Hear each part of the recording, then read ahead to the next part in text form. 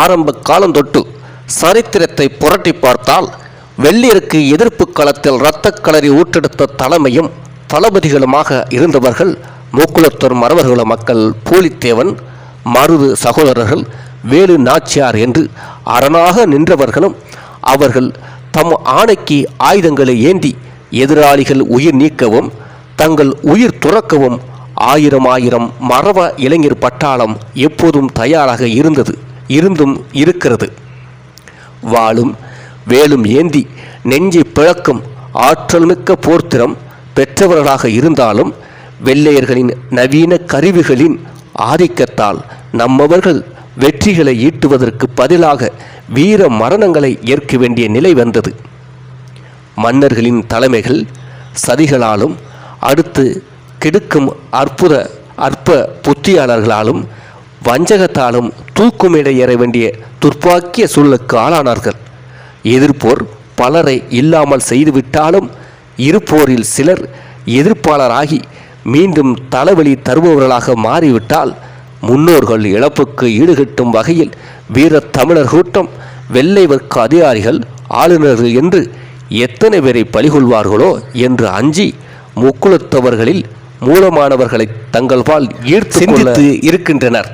தாங்கள் கொடுக்கின்ற பட்டங்களுக்காகவும் பதவிகளுக்காகவும் சிலரை கையகப்படுத்தினாலும் மானத்தை இழந்து சோரம் போகின்ற புத்தி படைத்தவர்கள் பெரும்பாலும் இல்லாமல் இருந்திருக்கின்றார்கள். இந்த முக்குளத்தூர் சமூகத்தில் அனுசரித்து வராதவர்கள் சிலராக இருந்தால் சிறைக்கு அனுப்பிவிடலாம், சட்டத்தை வலுவாக்கி தூக்கு கயிறுக்கு பலியாக்கி விடலாம். ஆனால் இனம் கனமாக இருப்பதால் இந்த சிந்தனை செயலுக்கு உகந்ததல்ல என்று முடிவெடுத்து முக்குளத்தூர் தேவர் சமுதாய மக்களை மனதால் ஒடுக்க வழி தேடிய போதுதான் குற்ற பரம்பரை சட்டம் தீர்மானிக்கப்பட்டு அந்த சமூகத்தின் மீது திணிக்கப்பட்டது. ஆங்கிலேயர்களால் தீட்டப்பட்ட முக்குளத்தூர் தேவர் சமயத்துக்கு எதிரான கொடுமையான சட்டம் இந்த குற்ற பரம்பரை சட்டம். ஒருவனை காரணமின்றி குற்றவாளி என்றால் அவன் மனம் கோபப்படும், ஆவேசப்படும். காரணங்களை தேடி ஆராய்ந்து அவனது பரம்பரையையே குற்றம் சுமத்தினால் அவன் மனம் கூசும், குறுகும். அப்போது பிற சமுதாயத்தாரின் பார்வை அவனை பலகீனப்படுத்தும்.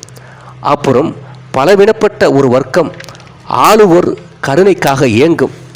அவர்களை எதிர்க்க ஊக்கமோ உத்வேகமோ பிறக்காது என்று கணக்கு போட்ட கயவன் ஆங்கிலேயர்கள் எடுத்த முடிவுதான் சிடி ஆக்ட் என்ற கைரேக பதிப்பு சட்டம், அதாவது குற்ற பரம்பரை சட்டம். குற்ற பரம்பரை சட்டம் நடைமுறைப்படுத்தப்பட்டதற்கு ஆளானவர்கள் அதிகம் முக்குளத்தூர் தேவர் சமுதாய மக்கள். பொழுது சாய்ந்ததும் அந்த பகுதி காவல் நிலையங்களுக்கு சென்று கை ரேகையை பதிந்துவிட்டு காவல் நிலையத்தில் இருந்து அன்று இரவு முழுக்க அங்கேயே படுத்து கொள்ள வேண்டும். காவலர்கள் பார்வையிலிருந்து அப்படி இப்படி என்று எங்கும் போகக்கூடாது.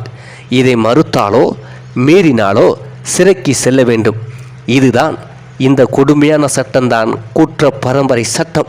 உலக நாடுகளில் எங்கும் தீட்டப்படாத ஒரு சட்டத்தை வீரமிக்க, மானமிக்க, ரோசமிக்க, விடுதலைக்காக உக்கிரமாக செயல்பட்ட முக்குளத்தூர் தேவர் சமுதாயத்தின் மீது ஆங்கிலேயர்கள் வன்மமாக திணிக்கப்பட்ட சட்டம்தான் இந்த குற்ற பரம்பரை சட்டம். நோயுற்ற தாய்க்கு ஒரு மகனாக இருந்தாலும், திருமணம் முடிந்து நடக்கப் போவது முதலிரவாக இருந்தாலும் அந்த இளைஞன் காவல் நிலையத்தில்தான் இரவை கழிக்க வேண்டும். இப்படி கேவலமான கீழ்த்தரமான புத்தியுள்ள வெள்ளக்காரன் இந்த சட்டத்தை முக்குளத்தூர் தேவர் சமுதாய மக்கள் மீது புகித்தினார். அதற்கு காரணம் விடுதலை உணர்வும் இந்திய விடுதலைக்காக ஆங்கிலேயர்களை அந்நியப்படுத்த வேண்டுமென்ற ஆக்ரோஷ், வீரச் செயல், தியாகம், எதற்கும் அஞ்சாமல் போராடுவது, இரத்தத்தை பார்த்து பயப்படுவது இல்லை, வீரத்துக்காக உயிரை கொடுப்பது, மானங்காக்க உயிரை கொடுப்பது என்று அந்த சமூகம் இந்தியாவில் தனிமைப்பட்டு முக்கியத்துவம் பெற்ற ஒரு சமூகமாக இருந்தது. இது ஆங்கிலேயர்களின் கண்ணை உறுத்தியதால் அந்த சமூக மக்களை அடிமைப்படுத்த நினைத்த ஆங்கிலேயன் கொண்டு வந்த இந்த குற்ற பரம்பரை சட்டம் அந்த மக்களை அந்த காலகட்டத்தில் சற்று கதிகலங்க செய்தது. அந்த காலகட்டத்தில் பல காவல் நிலையங்கள் 20 மைல் தூரம் தள்ளித்தான் இருந்தன. வாகன வசதிகள் கிடையாது, சாலை வசதிகள் கிடையாது. நடந்துதான் 20 மைல்களுக்கு கடந்து செல்ல வேண்டிய சூழ்நிலை இருந்தது. மாலையில் காவல் நிலையத்துக்கும் காலையில் வீட்டிற்கும் என்று அலைவரில் வாழ்க்கை கழிந்து வேறு வேலை எதையும் பார்க்க நேரமின்மையால் துன்பப்பட்டனர் முக்குளத்தூர் தேவர் சமுதாய மக்கள். முன்னோர்களில் சிலர் குற்ற பரம்பரை சட்டத்தில் குற்றவாளிகளாகி பின்னாளில் அவரது சந்ததியினர் கூலி தொழில், விவசாயம், வர்த்தகம் என்று ஏதேனும் ஒரு துறையில் நேர்மை மேலோங்க வாழ்ந்தாலும் அவர்களையும் குற்றவாளிகளாகவே சட்டம் சித்தரித்தது. பார்க்க அழகாகவும் சுவாசிக்க நறுமணம் கொண்ட மலராகவும் இருக்கின்ற செந்தாமரை சேற்றில் பிறந்தது தானே என்று புறக்கணிக்காமல் நீருக்கு மேல் நிற்கும் மலரின் மேன்மை உணர்ந்து இறைவன் திருவடிக்காக அர்ப்பணிக்க ஏற்றுக்கொண்ட ஞானம் நல்லவர்களாக வாழ்கின்ற இளைய சமுதாயத்தை ஏற்றுக்கொள்ள மறுத்தது. ஒட்டுமொத்த இந்தியாவை அடிமைப்பட்டு கிடக்கும்போது அதற்குள் ஒரு வர்க்கம் குற்றம் சுமத்தப்பட்டு ஒதுக்கி வைக்கப்பட்ட நிலை. அந்த இனத்தில் பிறந்த பசும்பொன் முத்துராமலிங்க தேவர் அவர்கள் மிகுந்த வேதனைக்கு உள்ளானார்.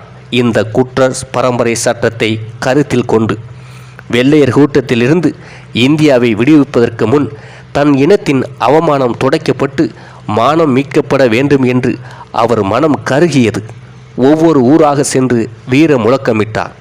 கட்ட விரலை வெட்டிக்கொள் அல்லது சிறைக்கு போ, ரேகை வைக்காதே என்று ஆணையிட்டார். அவர் பேச்சும் கூடும் கூட்டத்தின் கொந்தளிப்பும் ஆங்கிலேய அரசுக்கு எதிராக கிளம்பிய செயல்பாடுகளையும் கண்ட வெள்ளையர் அரசு பசும்பொன் முத்துராமலிங்க தேவர் அவர்களை சிவகாசி காவல் நிலையத்திற்கு விசாரணைக்காக அழைத்தது. டிஎஸ்பி, இன்ஸ்பெக்டர் போன்ற காவல்துறை அதிகாரிகள் மிரட்டி பார்த்தார்கள் பசும்பொன் முத்துராமலிங்க தேவரை. ரேகை சட்டத்தை உடைக்க தேவர் அவர்கள் எந்த தியாகத்திற்கும் தயாராக இருந்ததால் போலீசாரின் மிரட்டல் பசும்பொன் முத்துராமலிங்க தேவருக்கு பலனற்று போனது. பசும்பொன் முத்துராமலிங்க தேவர் அவர்களை டிஎஸ்பி விசாரிக்கும் செய்தி காட்டு தீயென பரவ காவல் நிலையம் முன்பு ஆயிரக்கணக்கில் மக்கள் கூடினார்கள். அவர்களின் வேகமும் வெறியும் காவல் நிலையத்தை முற்றுகையிட்ட தோற்றமும் எந்த நேரத்திலும் எதுவும் நடக்கலாம் என்ற பதற்றத்தை காவல் அதிகாரிகளுக்கு உணர்த்தியது. சமாதானத்துக்கு வருவது போல் டிஎஸ்பி முடிவாக என்னதான் சொல்றீங்க என்று கேட்க, என் மக்கள் ரேகை வைக்க மாட்டார்கள் என்று தேவர் பெருமகான் சொல்ல, சட்டம் வைக்க சொல்கிறதே என்று டிஎஸ்பி கேட்க, கட்டை விரலை வெட்டி கொண்டால் என்ன செய்வீர்கள் என்று திருப்பி கேட்டார் பசும்பொன் முத்துராமலிங்க தேவர். ஐயா, வெட்டிக்கிட்டோம் என்று வீர இளைஞர்கள் சிலர் முன்வந்து தாங்கள் வெட்டி கொண்ட இடது கை கட்டை விரல்களை வலது கைகளில் ஏந்தியபடி நிற்க ஒரு கணம் பொறிகளங்கிய டிஎஸ்பி தேவர் திருமகனாரை அதிர்ச்சியோடு பார்க்கிறார். பசும்பொன் தேவர் திருமகனார் சொல்லுக்கு அந்த மக்கள் தங்கள் விரலையே வெட்டி கொள்ளும் போது அவர்களின் கோபத்தை நம் பக்கம் திருப்பிவிட்டால் தலையே தப்பாது போலிருக்கே என்று உணர்ந்த யோசித்த மேற்கொண்டு விசாரணை செய்யாமல் அனுப்பிவிட்டார் அந்த டிஎஸ்பி. கூட்டத்தாரின் மகிழ்ச்சிமிக்க ஆரவார முழக்கம் வானில் வெடிச்சத்தம் கிளப்பிவிட்டது போலிருந்தது. கைரேக சட்டத்தை எதிர்த்து தேவரை வாழ்த்திமிட்ட முழக்கங்கள் சிவகாசி நகரெங்கும் எதிரொலித்தன. இவ்வாறு குற்ற பரம்பரை சட்டத்துக்கு எதிராக பசும்பொன் முத்துராமலிங்க தேவர் நடத்திய போராட்டத்தின் விளைவு சில ஆண்டுகளிலேயே அந்த குற்றை பரம்பரை சட்டம் நீக்கப்பட்டு அந்த மக்கள் விடுதலை பெற்றார்கள். ஆங்கிலேயர்கள் கஜெட்டில் எழுதிவிட்டு போன இந்தியாவில் வீரமிக்க சமூகம் 2 இருக்கிறது என்றும், ஒன்று பஞ்சாபில் சீக்கியர்கள் என்றும், 2 தமிழகத்தில் முக்குளத்தூர் தேவர் சமூக மக்கள் என்றும் கூறிவிட்டு சென்றார்கள். இதன் காரணம் தாம் பிறந்த மண் தனக்கு சொந்தமான மண், இதை அந்நியர்கள் ஆள்வதற்கு அனுமதிக்க கூடாது என்ற உண்மையான உணர்வு முக்குளத்தூர் தேவர் சமுதாய மக்களுக்கு இருந்து அது விடுதலை வேட்கையாக மாறி ஆயுதம் ஏந்தி போராட வேண்டிய சூழ்நிலையை உருவாக்கியது. பல வரலாற்று சரித்திர பதிவுகளில் இந்த மக்களின் வீரக்குணம் எழுதப்பட்டும் இருக்கிறது.